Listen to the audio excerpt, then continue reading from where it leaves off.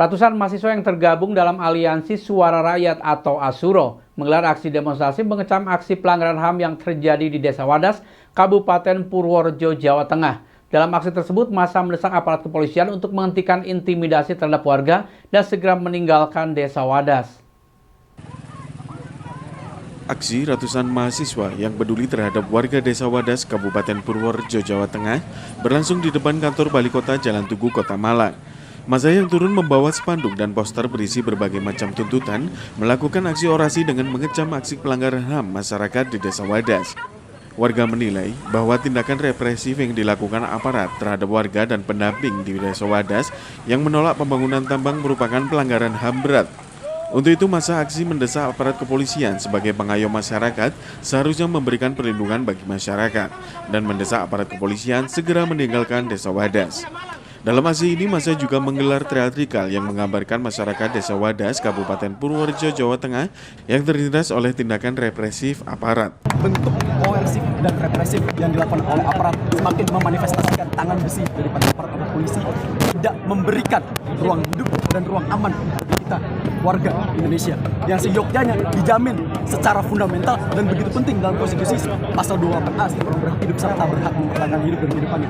Mengenai bendungan bener dan juga penambangan di Desa Wadas mengenai material batuan andesit, bumi, air dan kekayaan alam yang terkandung di dalamnya digunakan sebesar-besar untuk kemakmuran rakyat. Rakyat di mana yang dimaksud? Rakyat di mana yang dituju?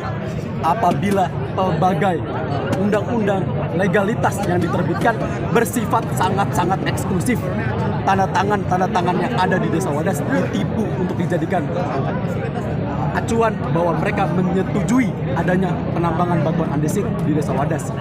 Hari ini Aliansi Suara Rakyat hanya memberikan aksi solidaritas dan juga agitasi propaganda serta perluasan informasi kepada teman-teman di seluruh Republik Indonesia, di seluruh rakyat Indonesia harus mawas dan juga sadar betul bahwa kemudian apapun yang terjadi kita tidak boleh tutup mata.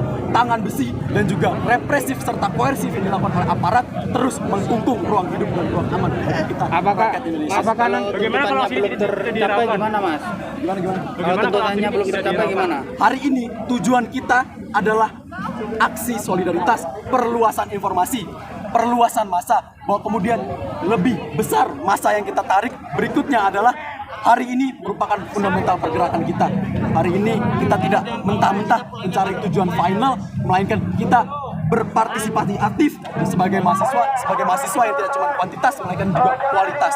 Kita mengkaji dan juga meriset dan kita menyebarkan berbagai catatan kritis kita di berbagai konsolidasi dan berbagai diskusi terhadap seluruh rakyat Indonesia. Dan silakan dinikmati dan silakan untuk dirasakan bersama. Simon Alfredo melaporkan. Harga jual kedelai impor kembali mengalami lonjakan. Kedelai impor yang sebelumnya dijual dengan harga Rp9.000 per kilo, kini naik menjadi Rp11.000 per kilo. Kenaikan harga kedelai impor ini dipengaruhi oleh harga indeks pasar dunia. Harga jual kedelai impor beberapa hari belakangan ini mulai mengalami kenaikan. Kenaikan ini cukup signifikan, yakni Rp9.000 menjadi Rp11.000 per kilogram. Naiknya harga jual kedelai impor yang mencapai Rp2.000 merupakan yang paling mahal. Menurut distributor kedelai di Kampung Tempe Sanan, bahwa kenaikan harga kedelai impor ini terjadi beberapa hari terakhir. Bahkan setiap hari harga kedelai terus mengalami kenaikan mulai dari Rp100 hingga Rp200. Penyebab dari kenaikan harga kedelai impor sendiri yakni akibat naiknya harga indeks pasar dunia. Selain itu, masa pandemi yang berkepanjangan juga berdampak pada harga kedelai impor. Sementara naiknya harga kedelai juga berdampak pada penjualan kedelai, di mana per hari biasanya permintaan mencapai 5 ton kedelai turun menjadi 4 ton per hari. Permintaan dari produsen menurun karena kondisi pasar yang sepi. Diperkirakan harga jual kedelai impor akan terus melonjak, mengingat kedelai impor khususnya dari luar sedikit terhambat akibat pandemi COVID-19. Harga kedelai sampai hari ini 11.000. Itu sebelumnya itu sekitar 9.000-an. Itu 3 bulan sampai sekarang ini harganya segitu 11.000 ya. Naiknya langsung drastis atau perlahan-lahan gitu? Langsung drastis. Sampai 100 sehari itu, kadang 200. Animo pembeliannya gimana Bu dengan kenaikan itu? Ya berkurang. Pengrajin Kan mengurangi apa? Ya, mengurangi produksinya karena harganya yang mahal itu. Bu, kalau boleh tahu ini naiknya pengaruh apa nih Bu? Mungkin ya stok di sana ya. Fluktuasi dolar ini. Dolar juga bisa. Kalau stoknya gimana Bu? Berkurang atau memang Stok di tetap? sini. Nggih. Saya tetap aja, cuma pembelinya yang berkurang apa produksinya. Stoknya berapa Bu? Ya paling 50% lah. Turunnya pembeli. Ya, Kalau stok yang ready kayak gini berapa Bu? sampai saat ini. Iya, sampai saat ini Sekarang sekitar 15 ton. 15 ton. Tapi pembeliannya turun 50% gitu ya. Ya, kira-kira segitu. Biasanya sehari berapa, sekarang berapa Bu untuk pembelian? Biasanya sehari 5 ton. Sekarang ya 4 sampai ya 4,5. Simon Alfredo melaporkan. Mulai adanya pengiriman minyak goreng disambut positif pedagang dan juga pembeli. Namun sayang pembelian masih terbatas sehingga pedagang tidak mempunyai stok karena ketika datang dalam 3 harian minyak goreng sudah habis terjual. Beginilah yang terlihat di Pasar Karangploso, Kabupaten Malang. Di hampir sebagian besar pedagang, sudah tidak terlihat stok minyak goreng karena ketika datang pengiriman dalam 3 sampai dengan 4 hari, minyak goreng sudah habis terjual. Kondisi ini sebenarnya masih dikeluhkan para pembeli dan pedagang karena banyak pembeli dan langganan yang kecewa karena ketika mencari minyak goreng sudah tidak tersedia karena habis terjual. Berbeda dengan sebelum harga yang diterapkan pemerintah, yaitu Rp14.000 per liter, ketersediaan minyak goreng selalu ada. Kondisi ini juga dirasakan para pembeli yang merupakan pedagang kuliner maupun UMKM pembuatan keripik yang harus terganggu akibat sulitnya mendapatkan minyak goreng. Menurut salah seorang pedagang menjelaskan, pembatasan pembelian oleh pedagang juga terjadi, di mana dirinya mendapatkan 10 dus dan dalam waktu 3 hari sudah habis dan menunggu kiriman berikutnya kurang lebih 1 mingguan. Di lokasi pasar terlihat aktivitas pedagang berlangsung normal dan banyak pembeli yang terus datang menanyakan minyak goreng.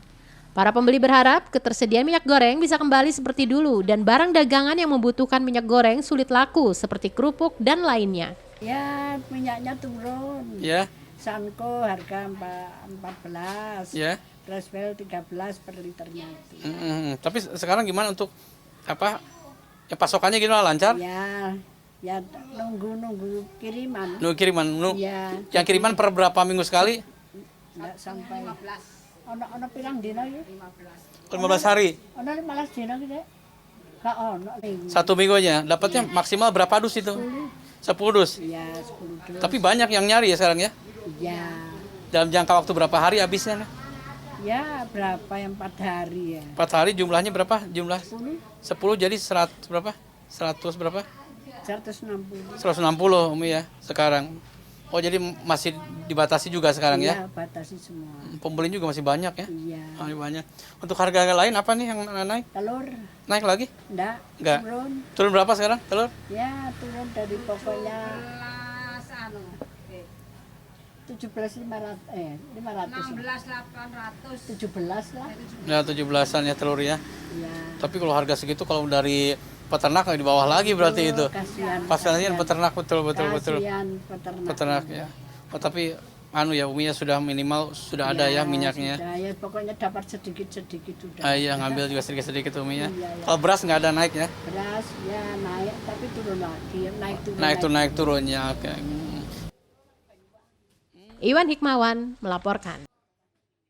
Berbagai cara dilakukan oleh aparat penegak hukum untuk menyadarkan warga agar taat protokol kesehatan. Di Kota Malang, Satlantas Polresta Malang Kota melakukan sosialisasi protokol kesehatan dengan membagikan coklat kepada pengendara. Pemberian coklat ini sebagai bentuk apresiasi kepada pengendara yang patuh terhadap peraturan lalu lintas seperti membawa surat-surat kendaraan bermotor. Aksi bagi-bagi coklat dan perlengkapan protokol kesehatan ini dilakukan Satlantas Polresta Malang Kota di Jalan Basuki Rahmat, Kota Malang. Polisi memberhentikan pengendara motor dan memeriksa surat-surat kelengkapan berkendara. Polisi pun memberikan coklat kepada para pengendara yang membawa surat kendaraan lengkap. Aksi yang dilakukan polisi ini sempat mengagetkan para pengendara. Namun saat mengetahui aksi bagi-bagi coklat dan perlengkapan protokol kesehatan, pengendara memberikan apresiasi positif. Aksi bagi-bagi coklat ini dilakukan selain sosialisasi protokol kesehatan, juga dalam rangka memperingati Hari Valentine yang jatuh pada Senin 14 Februari kemarin. Polisi sengaja memberikan coklat untuk mendekatkan Polri kepada masyarakat. Selain itu, aksi ini juga sebagai upaya untuk terus mengingatkan kepada masyarakat agar patuh protokol kesehatan. Soalnya dikasih. Nah, kenapa dikasih katanya? Soalnya ini hari Valentine. Hari Valentine. Banyak dikasih karena apa? Surat-surat lengkap? Surat-suratnya lengkap. Sama pakai prokes ya? Iya. Kota Malang sendiri merupakan kota tertinggi ketiga kasus positif COVID-19 di Jawa Timur. Hingga minggu kemarin, kasus positif COVID di Kota Malang bertambah 382 orang, dengan total kasus 19.000 lebih. Mengadakan kegiatan simpatik dalam rangka untuk warga masyarakat agar tertib berlalu lintas dan tertib protokol kesehatan, dengan membagikan souvenir bagi mereka yang tertib berlalu lintas dan tertib protokol kesehatan. Contohnya mereka mempunyai SIM dan STNK ketika berkendara dan melakukan protokol kesehatan dengan menggunakan masker maupun perlengkapan lainnya. Pak, apa aja souvenir yang dibagikan, Pak? Souvenir diantaranya ada Silver Queen, karena sekarang hari Valentine kita juga biar masyarakat semakin cinta kepada Polri, terus membagikan hand sanitizer, masker, dan lain sebagainya. Simon Alfredo melaporkan. Diduga akibat terkendala cuaca, pasokan di pasar berkurang. Harga cabai kecil dan besar mulai merangkak naik. Namun sayang, akibat cuaca hasil panen turun 50% dan kualitas cabai juga menurun. Harga cabai kecil dan besar mulai merangkak naik sejak 1 mingguan yang lalu, walaupun kenaikan belum signifikan. Harga cabai kecil ini sempat berada di kisaran 70 ribuan per kilogram sebelum tahun baru dan kemudian terus turun hingga saat ini berada di kisaran 18 ribuan di tingkat petani. Tidak hanya itu, akibat faktor cuaca, tanaman cabai juga menurun kualitasnya karena banyak terserang cacar dan juga pohon cabai mengering. Akibatnya volume hasil panen pun menjadi menurun dan begitu pun dengan harganya. Padahal, biaya untuk perawatan tanaman semakin tinggi untuk kebutuhan obat-obatan dan juga pupuk. Menurut salah seorang petani di kawasan Karangploso menjelaskan, dengan harga saat ini cabai kecil di kisaran 24 ribuan dan cabai besar 18 hingga 20 ribuan termasuk harga biasa. Karena untuk cabai biasanya di atas harga 20 ribuan. Di lokasi terlihat cukup banyak lahan yang ditanami cabai dan sudah siap panen. Namun sayang, dengan harga saat ini, para petani tidak bisa mendapatkan keuntungan yang lumayan karena biaya perawatan atau operasional juga semakin meningkat. Harga cabai besar berapa sekarang? Ya 15 sampai 18 ribu. Itu sudah harga turun, Mbak ya? Harga turun, kalau kemarin itu 20, ya? Lalu turun lagi. Gitu. Turun lagi. Ya. Pak, kenapa kok turun, Pak? Pasokan? Nggak tahu. Nggak pasokan banyak? Nggak tahu. Terus kalau Lombok kecil berapa sekarang, Mbak? Kecil itu ya 26 sampai 28. Oh, berarti sudah mulai naik ya? Dua kecil apa yang kecil, tapi kalau Baskoro 19 sampai 20. Itu sudah agak naik ya, kemarin masih turun ya? Iya, turun. Ya, kalau Baskoro sudah naik. Sudah naik, Pak ya? Kemarin ya 10.000, 11.000. Oh iya, 10.000. Iya, Pak, pengaruh cuaca gimana Pak ke tanaman ini Pak, ke Lombok Pak? Ada sih nggak tahu. Kenapa? Ya seperti ini ya katanya. Ini. Enggak sulit maksudnya kalau kondisi sulit sekali Pak ya. Kenapa? Banyak yang kelihatan kering-kering Pak ya? Iya kering-kering ya karena tiba-tiba apa? Lalat buah itu. Oh lalat buah. Bentuk akhirnya betul. Ya gini langsung aku gosok ini. Iya. Harga obat-obatannya maksudnya? Obat-obatannya mau mahal sekali. Dramason itu dulu itu 65 tapi sekarang itu 90 sampai 85. Pak, tapi dengan harga jual Lombok barusan 20-an itu sudah modal bisa kembali ya? Pas-pasan. Ya, bisa pas-pasan itu ya untung. Oh, berarti modal kembali sudah untung, Pak ya? Iya, sudah pas-pasan itu untung. Oke. Pak, kalau dibandingkan kondisi normal, hasil panen bisa berkurang berapa persen dengan kondisi cuaca kayak gini, Pak? Aduh, tidak bisa nilai. Tidak bisa lah. Ini paling dapat 2 kintal. 2 kintal. Kalau biasanya berapa, Pak, kalau lagi bagus? Wah, kalau bagus ya 5 kintal, 6 kintal lah. Iwan Hikmawan melaporkan. Terima kasih Anda masih bersama kami Info 7 Malang Raya. Untuk menyuarakan keberpihakan mereka kepada warga Wadas, sebanyak 22 seniman melaksanakan pameran bertajuk Kepada Tanah, Hidup dan Masa Depan Wadas. Selasa 15 Februari 2022 bertempat di Galeri Raos Kota Batu. Sebanyak kurang lebih 23 lukisan hasil karya perupa dipamerkan secara maraton di 6 kota di Indonesia, Semarang, Bali, Bandung, Jogja, dan Batu. Pameran ini dilaksanakan oleh Solidaritas Jogja berkolaborasi dengan 22 seniman dan warga Desa Wadas mulai tanggal 12 hingga 17 Februari 2022. Pameran ini berupa karya dalam kemasan berisi biji kopi Robusta Desa Wadas dan para seniman melukis langsung kemasan bagian depan dengan berbagai rupa dan warna. Puluhan karya yang dipamerkan ini dituangkan dalam berbagai bentuk dan media. Para perupa yang berpartisipasi dalam pameran ini diantaranya Ahmad Kholili dengan lukisan oligarki mapping, Muhammad Panisaputro dengan lukisan berjudul Seperti Tidak Begini, dan masih banyak lukisan lainnya. Menurut salah seorang perupa menjelaskan, pameran ini merupakan pembelaan kepada warga Wadas. Keresahan akan kerusakan alam dan kelestarian yang harus dijaga sekalipun pertambangan diperlukan. Di lokasi terlihat antusias warga masyarakat melihat pameran lukisan ini dan berharap semakin sering pameran berlangsung untuk memberikan wawasan sekaligus gambaran terkait dunia seni rupa kepada masyarakat luas. Yaitu pembelaan di tanah Wadas yang akan ditambang. Kita memiliki keresahan bahwa kelestarian alam ini perlu, walaupun pertambangan itu juga perlu. Tapi kelestarian alam yang telah tumbuh, telah dirawat oleh warga Wadas bertahun-tahun kan.